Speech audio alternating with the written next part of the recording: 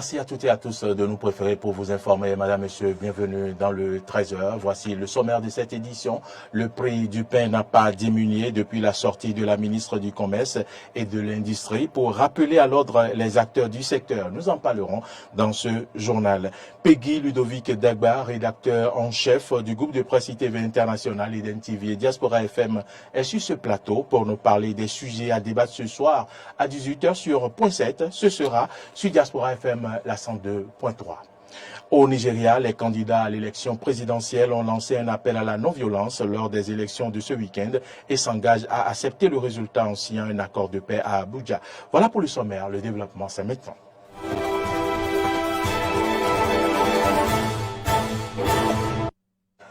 Bonjour à toutes et à tous. L'ambassadeur de la Chine près le Bénin était au cabinet du président de l'Assemblée nationale. C'était ce mardi. Pen Jintao est allé transmettre à Louis Vlavonou les félicitations du président du comité permanent de l'Assemblée nationale populaire de Chine. Suivez ici un extrait de la déclaration de l'ambassadeur à sa sortie d'audience. Je suis venu demander une audience auprès du président de l'Assemblée nationale du Bénin, son Excellence M. Vlavoulou, pour lui transmettre un message de félicitations de son homologue chinois, président du comité permanent de l'Assemblée populaire nationale de Chine, pour sa réélection à cette noble poste importante nationale. C'est vrai, pendant les derniers... Cette félicitation est non seulement pour sa élection, mais aussi pour l'organisation en succès de cette élection. Le Bénin est dans une période de réforme. Cette réforme est générale pour politique sociale, que aussi pour l'institution législative. Donc ces réformes ont apporté beaucoup d'importance au développement des pays. Dans les 3 ans à venir, la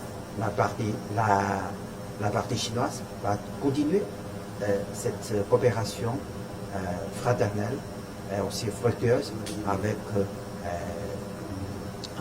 l'Assemblée nationale, en particulier avec le Bénin en général. Et j'en parlais en titre, malgré la sortie de la ministre de l'Industrie et du Commerce qui a réagi à propos de l'augmentation du prix du pain au Bénin. Rien n'a bougé.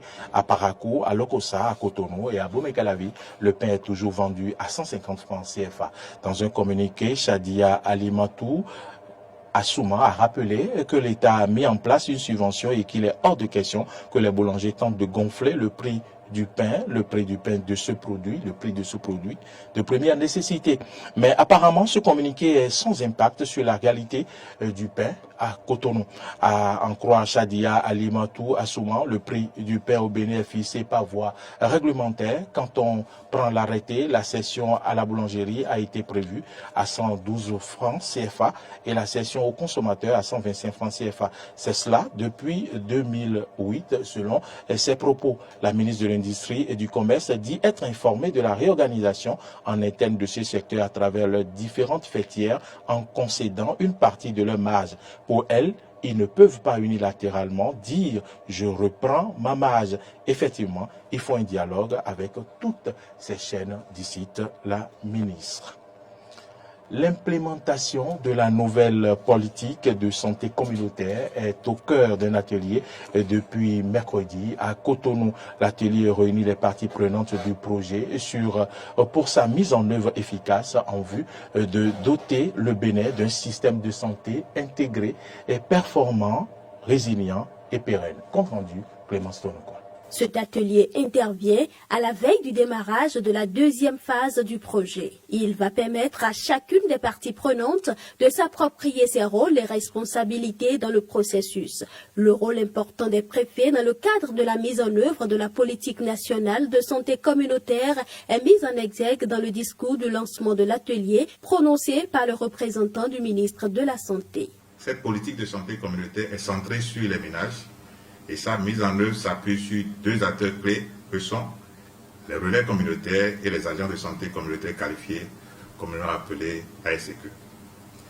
Les relais communautaires sont identifiés selon un processus bien établi qui permet de garantir leur disponibilité et leur performance. L'identification des relais communautaires est donc une étape importante et capitale pour la réussite de la mise en œuvre de la politique nationale de santé communautaire. Afin d'harmoniser la procédure d'identification des relais communautaires dans vos communes respectives, il est important d'organiser cet atelier d'orientation qui permettra à chacun de s'approprier de ses rôles et responsabilités dans le processus. Mesdames et messieurs les préfets, vous demeurez les premiers responsables de la mise en œuvre de la politique nationale de santé communautaire et donc de l'identification des relais communautaires.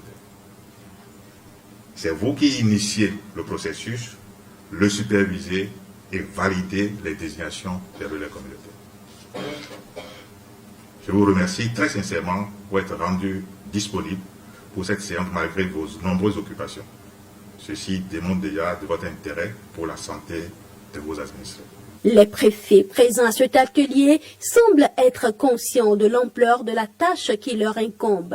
Par la voix de leurs représentants, ils ont décerné un satisfecit au gouvernement et pris l'engagement de jouer pleinement leur partition. Je voudrais au nom de mes collègues adresser toutes mes admirations à tout le gouvernement à travers bien sûr le ministère de la Santé.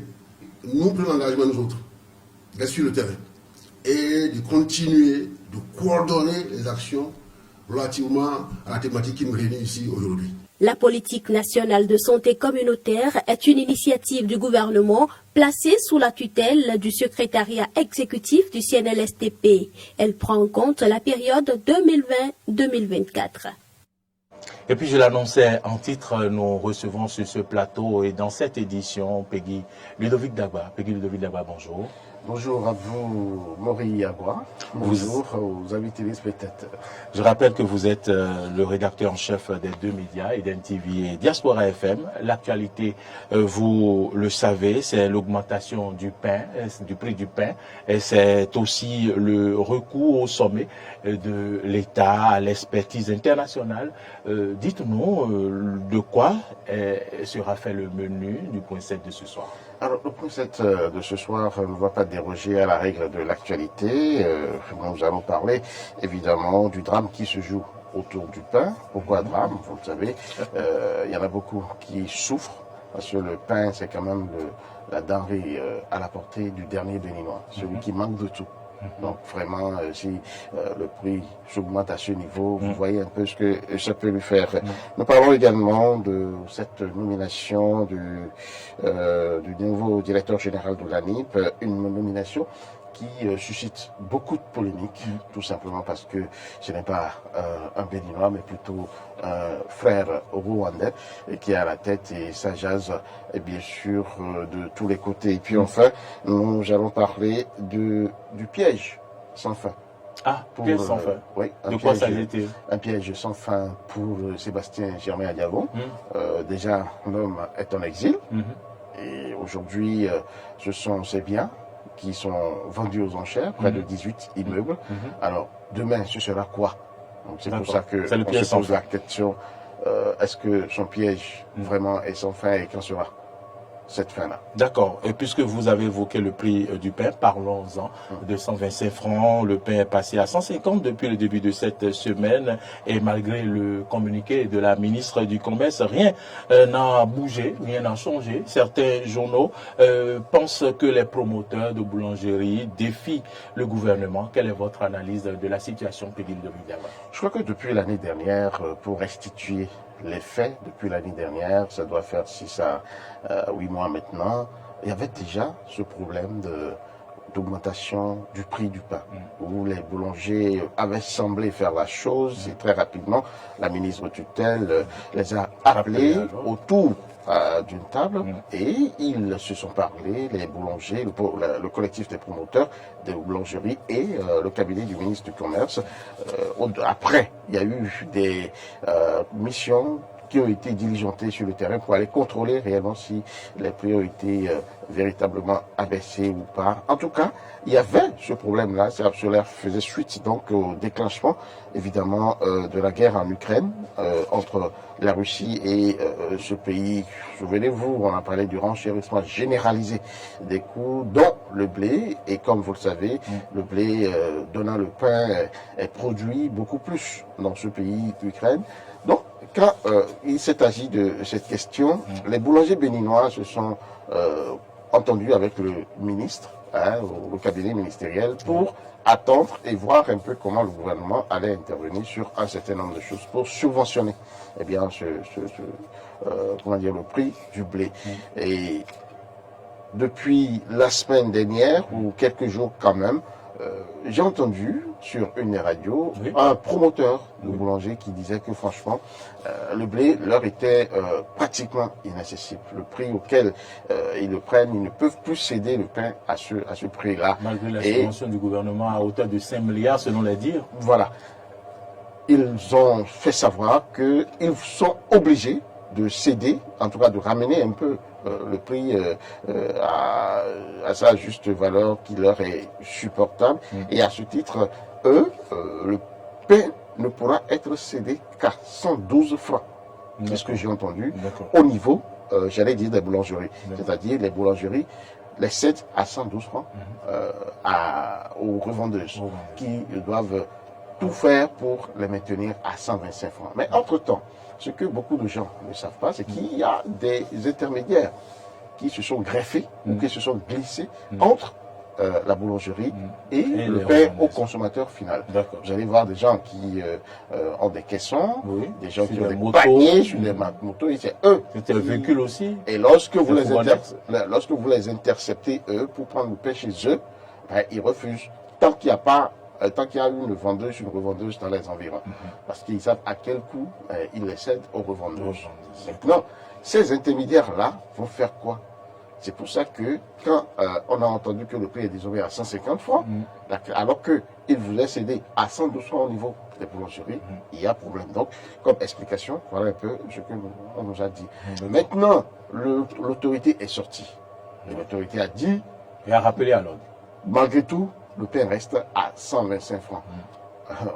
Je crois que c'est hier ou avant-hier que l'autorité est sortie, mais d'hier à aujourd'hui, on continue d'acheter le pain à 150 francs. Donc ça veut dire qu'il y a un problème.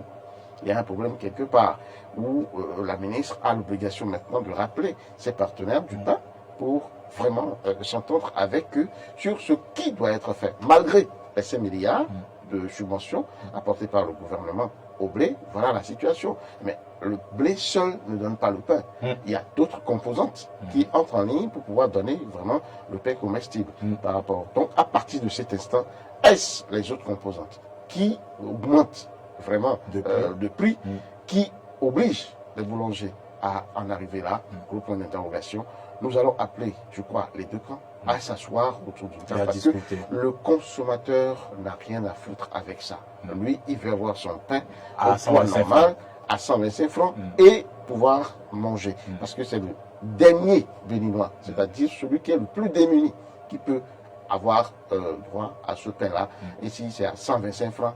Je crois que c'est déjà pas facile pour cette couche sociale-là. Ne nous regardons pas nous autres. Nous, au moins, nous avons la chance d'avoir du travail et quelles que soient les difficultés que nous traversons, nous arrivons quand même à nous en sortir. Mais ceux-là qui n'ont même pas la chance de gagner 200 francs ou 300 francs par jour, pensons à eux, parce qu'il en existe. Vous avez dit une chose qui ne doit pas passer inaperçue. Le consommateur veut avoir le pain au poids normal. Nous allons passer à une deuxième question à la tête de la NIP, puisque vous avez évoqué le sujet. Le chef de l'État a nommé un expert international de nationalité rwandaise en remplacement à Cyril Goubeji. Cela suscite de nombreuses réactions.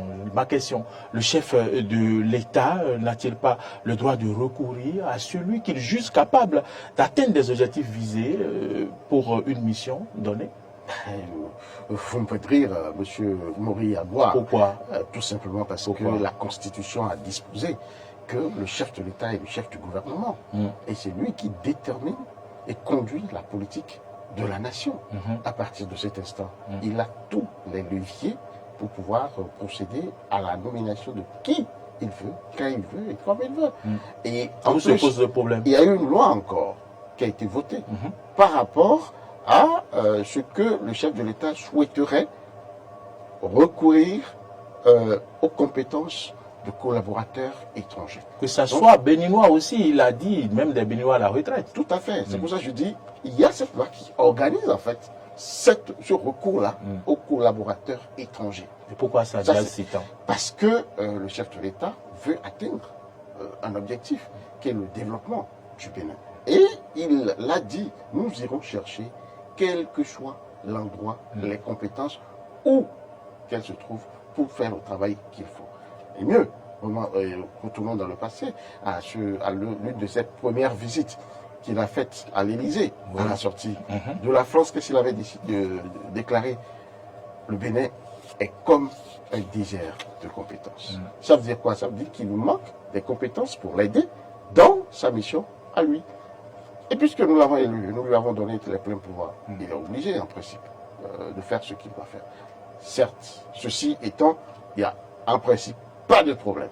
D'accord. Mais ce qui arrive, et là je comprends très bien les Béninois dans leur réaction, Qu'est-ce qui dans choque? l'ensemble. Qu'est-ce qui choque? Ce qui choque ici, c'est que c'est quand même ce sentiment de nationalité, ce sentiment de nationalisme qui doit pouvoir guider, à leur avis, eh bien, les actes du chef de l'État.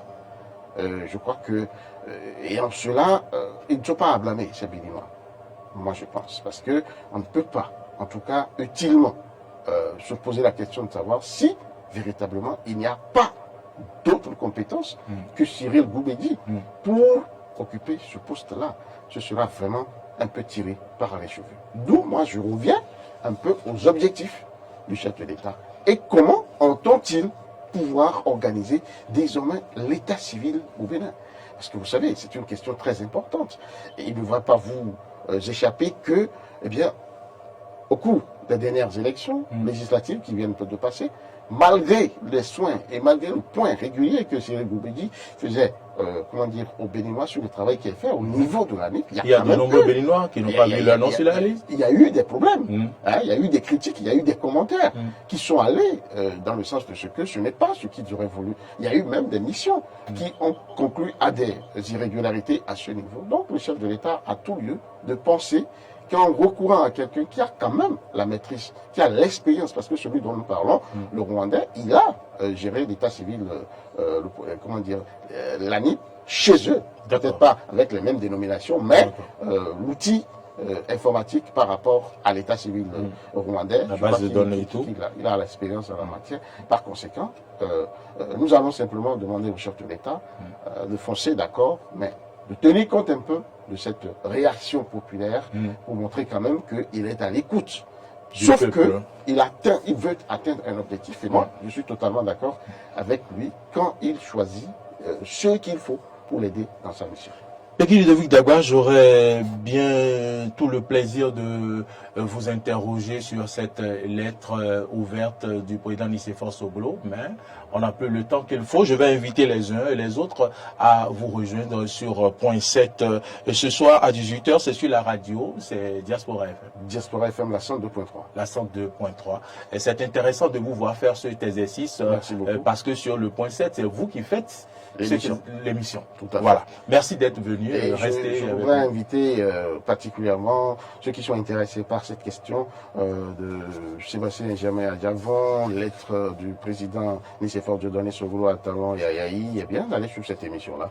Eh ben, ils vont franchement être servis. Peggy Ludovic Dagba, merci pour votre présence. Je rappelle que vous êtes le rédacteur en chef de Eden TV et Diaspora FM. Nous passons maintenant hors du Bénin, allons au Nigeria. Les candidats à l'élection présidentielle nigériane lancent un appel à la non-violence lors des élections de ce week-end et s'engagent à accepter le résultat en signant un accord de paix à Abuja. Commentaire Arthur Wendo. 3 des principaux candidats à la présidentielle nigériane ont signé un accord de paix destiné à apaiser les tensions pendant la campagne pour l'élection de 2023. Mais le porte-drapeau du parti au pouvoir était absent de la cérémonie. Les précédents scrutins présidentiels dans le pays le plus peuplé d'Afrique ont été marqués par des violences, des fraudes, des contestations judiciaires et une montée des tensions ethniques. 4 candidats de premier plan ont émergé dans une course serrée pour remplacer le président Muhammadu Buhari qui se retire après 2 mandats alors que l'économie du Nigeria est en difficulté et que l'insécurité constitue un défi majeur pour son successeur. C'est la fin de cette édition. Madame, Monsieur, merci à toutes et à tous de nous avoir suivis. L'information continue, vous le savez, sur nos différentes plateformes YouTube, Twitter, Facebook et sur notre site internet www.benet-eden.tv. Vous pouvez également nous suivre en téléchargeant notre application Eden TV Diaspora FM sur Play Store ou App Store. Bon appétit à vous si vous êtes à table et à ce soir.